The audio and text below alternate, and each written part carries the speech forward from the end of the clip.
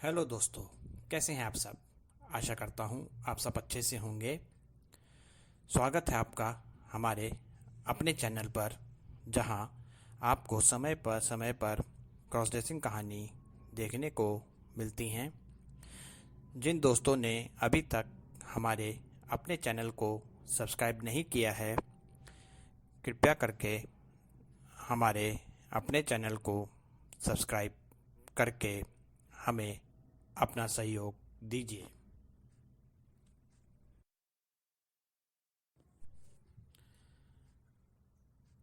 हमारी आज की कहानी का शीर्षक है राहुल का रागनी बनने का सफ़र, और यह कहानी का 9वां और अंतिम भाग है। जिन दोस्तों ने अभी तक कहानी का पहले भाग नहीं पढ़े हैं, वह कहानी के पहले भाग्य को भी अवश्य पढ़ें।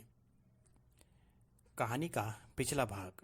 अगले दिन अविनाश और रागिनी एक बड़े अस्पताल में गए। वहाँ डॉक्टर्स ने अविनाश और रागिनी को इस चिकित्सा प्रणाली के बारे में सब कुछ समझाया। रागिनी की चिकित्सा के लिए उसकी तरफ से सबकी रजामंदी थी, इसलिए उसके इलाज शुरू होने में कोई परेशानी नहीं आई और रागिनी का इलाज शुरू हो गया।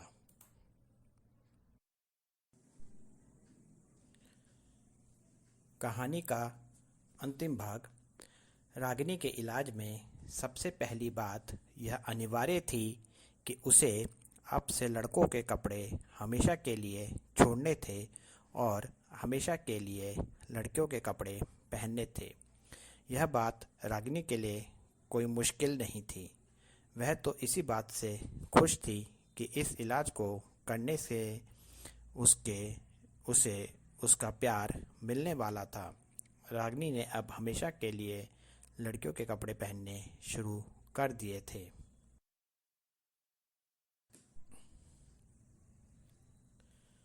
उसके थिएटर के साथियों को भी उसके इलाज के बारे में पता चल गया था और इससे वह सब भी खुश थे। उनको अपने थिएटर के लिए एक और नायिका मिल गई थी, जिसका अभिनय की दुनिया में नाम था। इलाज के कारण रागिनी के शरीर की बनावट लड़कियों के शरीर जैसी होने लगी थी। उसका रूप और ज़्यादा निखरने लगा था। अब उसके बालों की लंबाई भी बढ़ गई थी और उसके हाव भाव भी लड़कियों जैसे हो गए थे।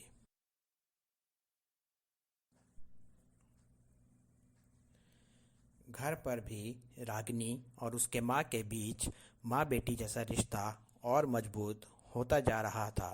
अविनाश भी रागिनी से मिलने आता रहता था और उनके बीच का प्यार और मजबूत होता जा रहा था। रागिनी अपने इलाज के आखिरी पड़ाव पर आ चुकी थी, जहां ऑपरेशन करके उसके शारीरिक रूप को पूरी तरह से लड़के से लड़की के रूप में बदला जाना था। ऑपरेशन से 2 दिन पहले अविनाश रागिनी को अस्पताल ले गया। 2 दिन बाद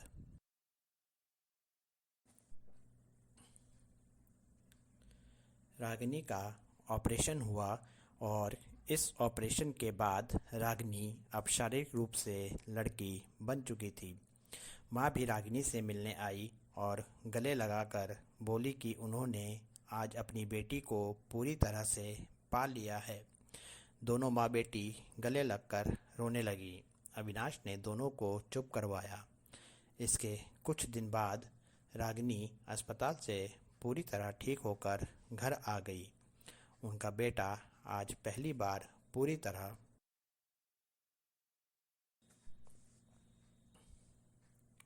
से उनकी बिटिया बनकर घर पर आ रही थी। यह राहुल को एक नया जन्म मिलने जैसा था, इसलिए माँ ने अपनी बिटिया की स्वागत की सारी तैयारी करके रखी हुई थी। जिस मकसद से राहुल रागिनी बना था, माँ उस मकसद को पूरा करने में देर नहीं करना चाहती थी। वह अविनाश और रागिनी की शादी जल्दी ही करना चाहती थी। एक तरफ रागिनी बहुत खुश थी और दूसरी तरफ हर लड़की की तरह उसके दिल में यही चल रहा था कि कुछ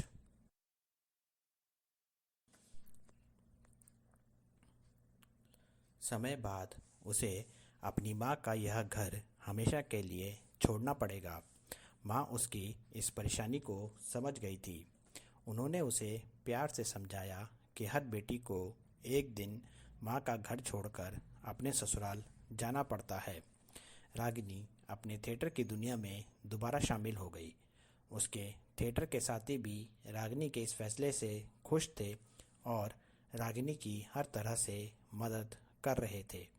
उस थिएटर की नायिका, जिसका नाम मोहिनी था, ने भी रागिनी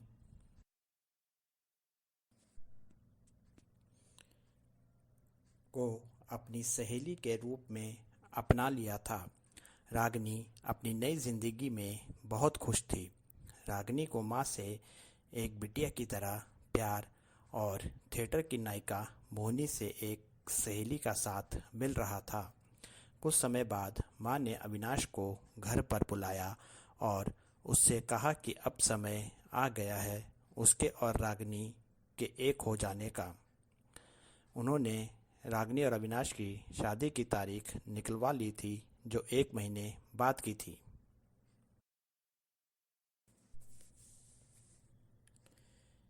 रागिनी इस 1 महीने को अपनी माँ के साथ खुशी खुशी बिताना चाहती थी। माँ अपनी बिटिया की शादी की तैयारी में लग गई थी।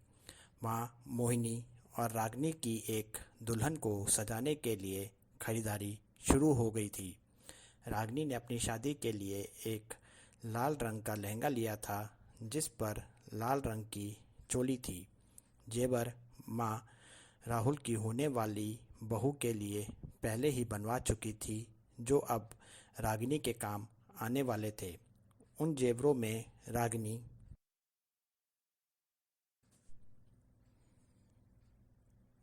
के लिए नाक की नथ, सोने के कंगन, मांग का टीका, गले का हार, कानों के झुमके, पाँव की बिछिया और चांदी की पायलियाँ थी। अपने 16 श्रृंगार का एक एक सामान को रागिनी बहुत प्यार से छू रही थी, मानो जैसे उसको यह सब एक सपना सा लग रहा था। राहुल जिस खरीदारी के कभी सपने देखा करता था, आज वही खरीदारी उसको दुल्हन के रूप में सजाने के लिए हो रही थी। राहुल के लिए तो यह एक सपना ही था, पर रागिनी बनकर उसने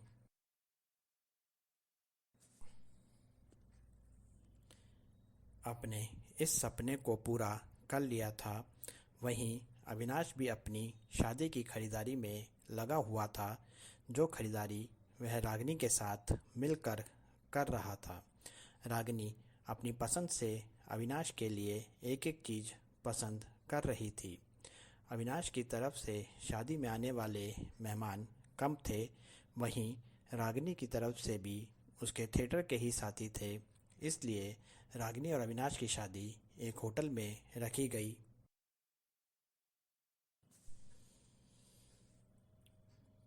थी। शादी से पहले रागिनी को अविनाश को एक साथ हल्दी लगाई गई और फिर एक साथ ही मेहंदी लगाई गई। रागिनी के हाथों और पैरों को पूरा मेहंदी से सजा दिया गया था। उसकी हथेलियों पर उसके सैया अविनाश का नाम लिखा हुआ था। फिर रागिनी को एक दुल्हन की तरह तैयार किया गया। लाल रंग के लहंगे चोली में और कलाइयों तक मेहंदी के डिज़ाइन से सजे हाथों में पूरे 16 श्रृंगार के साथ रागिनी का रूप बहुत निखर रहा था।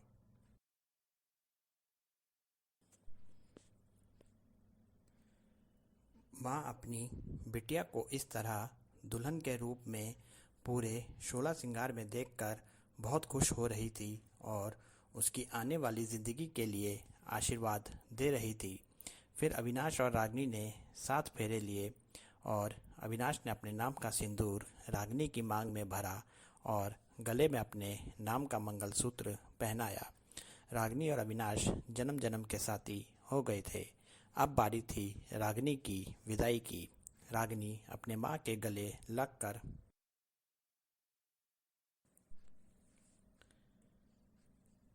रो रही थी। रागिनी ने अपनी माँ की कोख से राहुल के रूप में जन्म लिया था, पर आज उसकी इस घर से विदाई अपनी माँ की बिटिया बनकर रागिनी के रूप में हो रही थी। रागिनी अब अविनाश के घर पर उसकी जीवन संगनी बनकर आ गई थी। दोनों अपनी ज़िंदगी में खुश थे, पर फिर भी कुछ ऐसा था जो रागिनी के मन में कुछ कमी का एहसास करा रहा था। अविनाश ने रागिनी के मन को जान लिया था, इसलिए जब उसने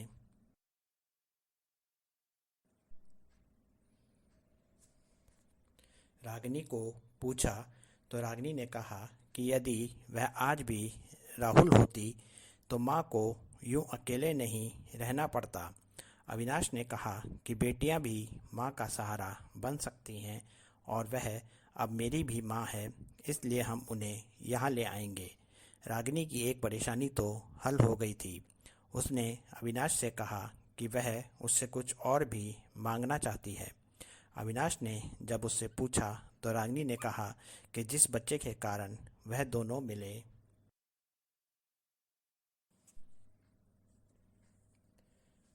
थे और जिसके प्रति पहली बार रागिनी के दिल में ममता जागी थी, वह उस बच्चे को गोद लेना चाहती थी। अविनाश भी रागिनी के इस फैसले से खुश था। उसने इस काम के लिए अपनी स्वीकृति दे दी और अगले ही दिन अविनाश और रागिनी माँ को अपने साथ ले आए और कुछ दिन बाद उन्होंने उस बच्चे को भी गोद ले लिया। रागिनी ने बच्चे को गोद में उठाते हुए खुशी से कहा कि शायद तभी उस दिन यह